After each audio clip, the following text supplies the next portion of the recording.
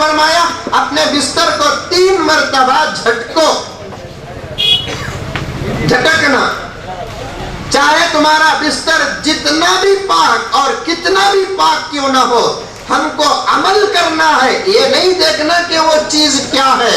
3 مرتبہ ایک چھوٹے سے کپڑے سے جھٹک دو۔ حضرات فقہا و اطباء و حکماء و عقلاء و علماء نے لکھا ہے کہ انسان جب سونے جاتا ہے تو اس کے بستر پر انسان کے جانے سے پہلے شیطان داخل ہو جاتا ہے، اور آقا نے اسی کی طرف اشارہ دیا۔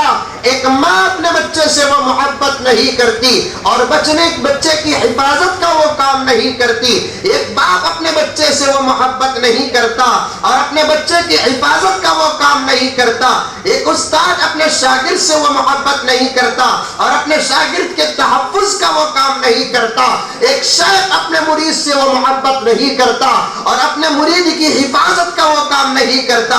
رب کعبہ کی قسم کہ یہ ہمارا ایمان ہے، یہ ہماری عقیدت بھی ہے اور ہماری حقیقت بھی ہے کہ آج سے 1450 سال پہلے میرے آقا نے امت سے جو محبت کی، اس محبت کی مثال ساری کائنات میں کسی کے رشتے میں نہیں ملے گی۔ آقا کو کیا ضرورت تھی؟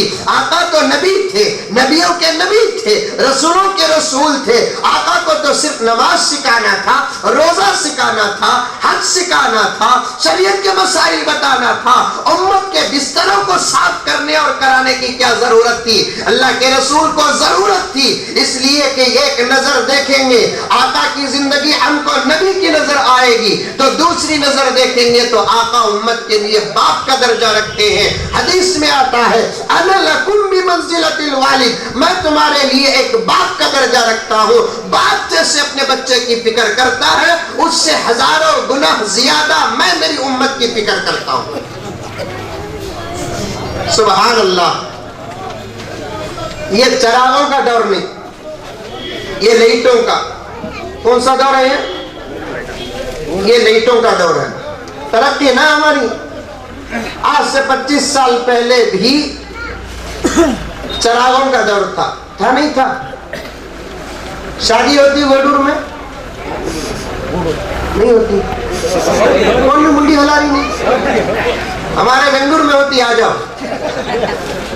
شادی ہوتی کا کچھ کوئی کام، شادی ہوتی نہیں ہوتی الحمدللہ بولو الحمدللہ۔ نیک باتوں کا سوال کریں گے تو جواب الحمدللہ سے بولنا۔ کیا بھئی کھانا کھا لیے؟ الحمدللہ کھانا کھا لیے۔ کیا بھئی کھانا کھائیں گے؟ انشاءاللہ کھاتے۔ آئندہ کرنے والا کام رہا تو پہلے کیا بولنا؟ جو کام کر چکے اگر وہ اچھا ہے تو اسے کیا بولنا؟ لیکن کام بولنا کی بات بولنا۔ کیا بھئی ٹی وی دیکھ ڈالے؟ الحمدللہ دیکھ ڈالے۔ کیا بھئی ٹی وی دیکھیں گے؟ انشاءاللہ ٹی وی دیکھوں گا۔ اگر یہ بولتا ہے تو فقہا نے لکھا ہے کہ ایمان سے باہر ہو جاتا ہے۔ پانی پینے سے پہلے بسم اللہ پڑھ کر پانی پیو، کھانا کھانے سے پہلے بسم اللہ پڑھ کر کھانا کھاؤ۔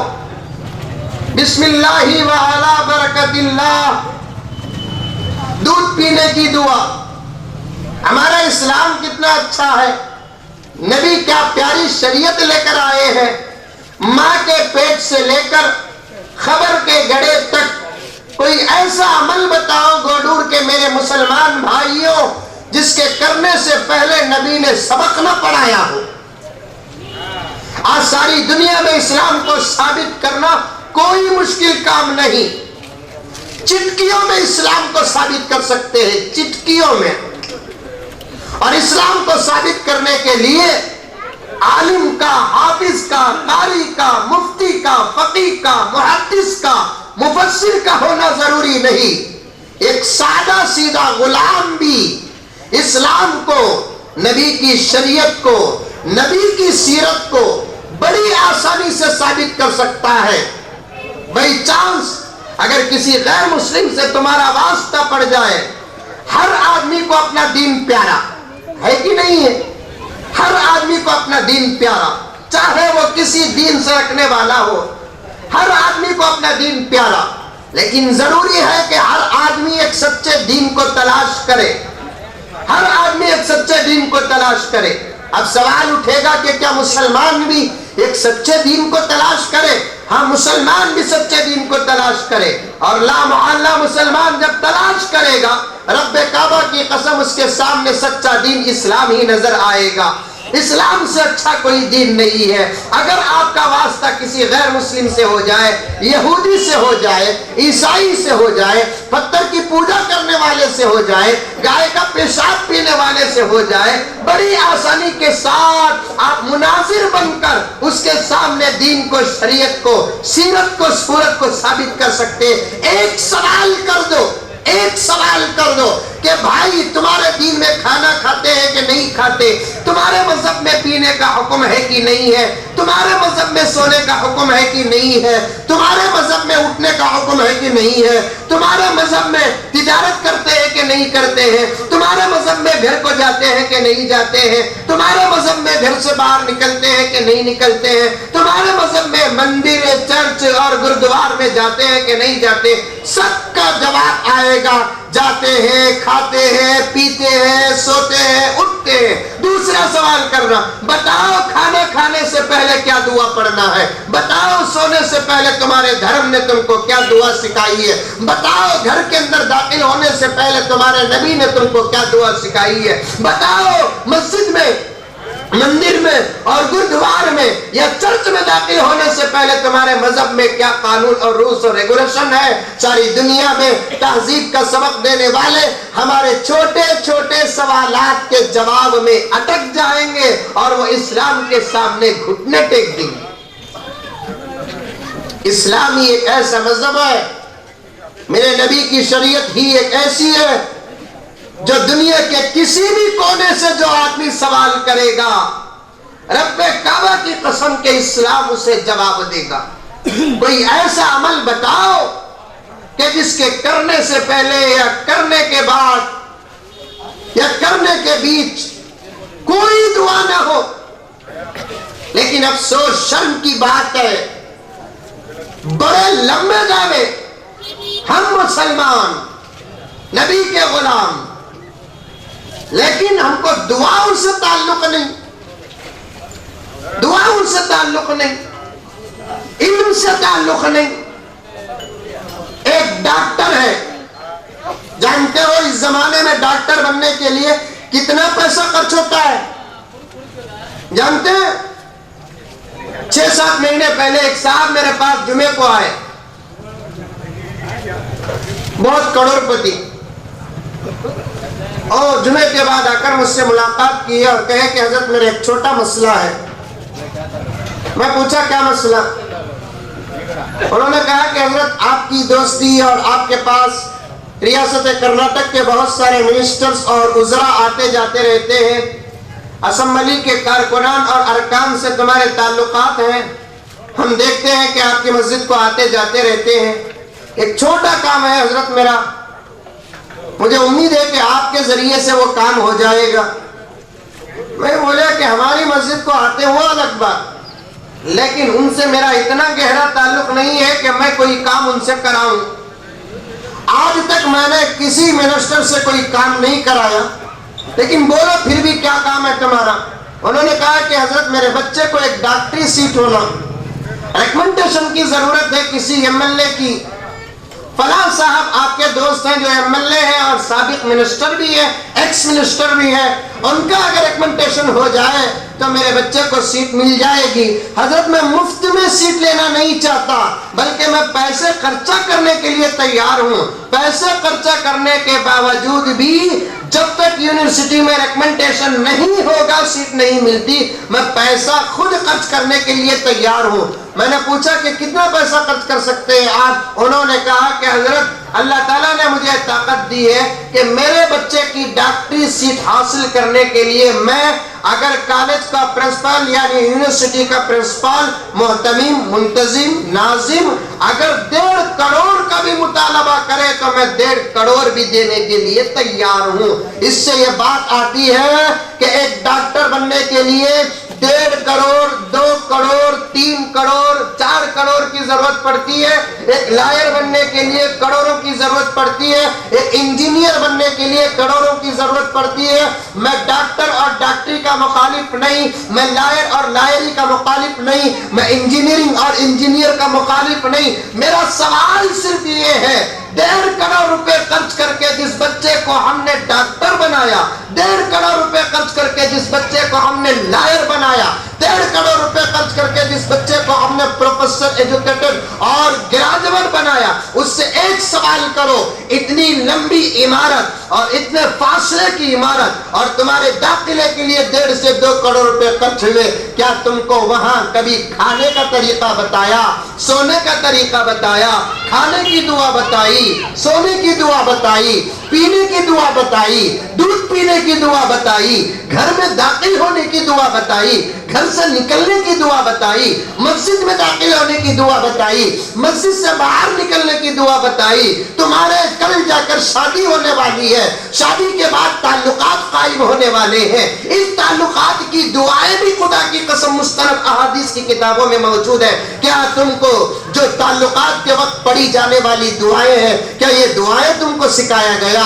कल जाकर इंशाअल्लाह तुम्हारी शादी होगी, शादी के बाद तुम्हारे बच्चे पैदा होंगे, बच्चे पैदा होते ही अजान देना बच्चे के लिए जरूरी है, इकामत पढ़ना बच्चे के लिए जरूरी है। क्या ये 1.5 करोड़ की तालीम में तुम्हारे बच्चे को अजान देने का तरीका तुमको सिखाया गया, अजान के कलिमात तुमको सिखाए गए? मैं फिर भी कहता हूं, मैं किसी इल्म का मुखालिफ नहीं हूं, लेकिन सवाल ये करता हूं, जो इल्म दुनिया ही में खत्म हो जाएगा, उसके पीछे हम इतना पढ़े, इतना पढ़े, इतना पढ़े, हलाल की तमीज नहीं किया, हराम की तमीज नहीं किया। और जो इल्म खबर में काम आएगा इंशाअल्लाह, जो इल्म हशर के मैदान में काम आएगा, जो इल्म अल्लाह के रसूल के सामने बाअदब होकर खड़ने के लायक बनाएगा, जो इल्म जन्नत में दाखिले सबक बनेगा, और मेरे नबी के आमद के मकासद में इल्म सबसे बड़ा मकसद है, उस इल्म से हमारा कितना ताल्लुक है?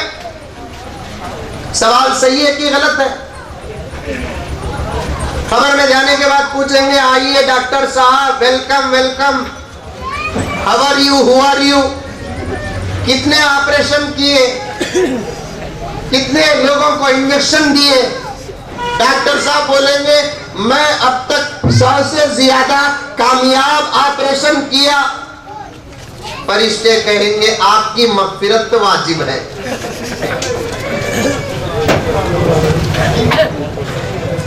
आइए आइए इंजीनियर साहब, तशरीफ लाइए, आप तो मौत से डरते थे, लेकिन आपका इंतजार हमको था। बताइए कि आप कितनी इमारतें बनाई? कहेगा कि दुबई की बिल्डिंग का खाका मैं ही डाला।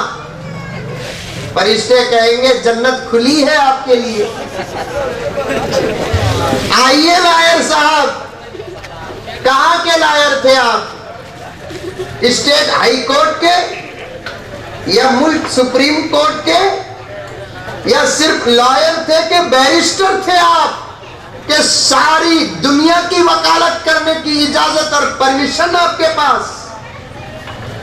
एक वक्त वो आएगा, हकीकी अदालत में मेरा रब बैठा होगा, सवाल डायरेक्ट वो करेगा और जवाब डायरेक्ट हम ही को देना है।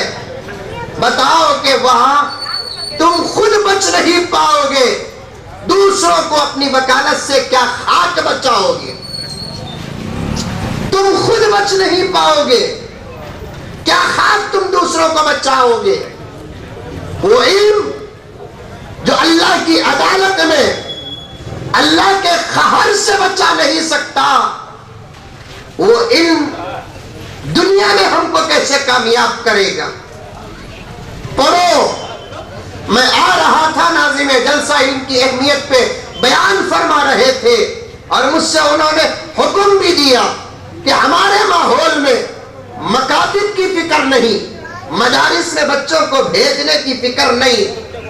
इतना बड़ा शहर और इतनी कसीर आबादी मुसलमानों की, और ये तरक्की याफ्ता दौर, अल्लाह और अल्लाह की रसूल की मारिफत आम हो चुकी है, علماء کی محنتیں سر چڑھ کر بول رہی ہے، دعوت و تبلیغ کی حرکت ہواؤں فضاؤں سے بھی زیادہ ہو چکی ہے، پھر بھی ہمارا گھر اندھیرا ہو تو پھر کیا خاک مسلمان ہے؟ ہمارے گھر میں قرآن تو رکھا ہوا ہو لیکن قرآن پڑھنے والا کوئی نہیں، ہمارے گھر میں فضائل اعمال ہے جو تبلیغی جماعت میں جا کر اجتماعوں سے ہم نے لے کر آیا، لیکن وہ فضائل اعمال پڑھنے والے کوئی نہیں۔ ایک عورت کے لیے تو آج کے زمانے میں بہشتی زیور کا پڑھنا واجبی درجہ رکھتا ہے، کیونکہ عورتوں کے وہ مسائل ہیں جن کو عورتیں خود آج پڑھ لے یا نہیں تو مدارس میں بھیج کر بچیوں کو پڑھائے۔ مرد جیسے ڈائریکٹ علماء سے کانٹیکٹ کر کے مسئلہ پوچھ لیتے ہیں، ویسے عورتیں پوچھتی نہیں، کیونکہ عورتوں کے اندر شرم ہے، حیا ہے، اور وہ ان تمام مسائل کو کیسے پوچھ سکتی ہے جو ماہانہ اس پہ واقع ہوتی ہے؟ وہ کیسے مسائل کو پوچھ سکتی ہے جو بچے کے ولادت پر اسے واقع ہوتی ہے؟ اور ماہانہ جب اس کی طبیعت خراب ہوتی ہے، ایسے حالات آ جاتے ہیں، وہ یا تو ماں سے پوچھے گی یا نہیں تو استادنی ماں سے پوچھے گی۔ اللہ تبارک و تعالی جزائے خیر عطا فرمائے حضرت شاہ اشرف علی تھانوی مجدد ملت رحمت اللہ علیہ پر، انہوں نے فضا بہشتی زیور کو اس ترتیب سے لکھا ہے کہ آج علماء کرام و مفتیان اعظام بڑے بڑے سوالات کا اگر فتویٰ دینا چاہتے ہیں تو ان مسائل کو بہشتی زیور میں تلاش کرتے ہیں۔ ہر عورت کا بہشتی زیور پڑھنا ضروری ہے۔ ماں جب پڑھی لکھی ہوتی ہے اولاد کے اندر علم آ جاتا ہے، ماں کے اندر اگر تقویٰ ہے بچوں کے اندر تقویٰ آ جاتا ہے، ماں کے اندر نماز ہے بچے کے اندر نماز آ جاتی ہے، ماں کے اندر توحید ہے بچہ موحد بن جاتا ہے، ماں کے اندر نبی کا عشق ہے بچہ عاشق رسول بن جاتا ہے، ماں اگر قاری قرآن ہے بچہ حافظ قرآن بن جاتا ہے۔ ابھی حافظ صاحب نے مجھ سے فرمایا کہ عورتوں کی ایک بہت بڑی جماعت آئی ہوئی ہے، پردے میں بیٹھی ہوئی، میری ماں اور بہنیں اپنی اولاد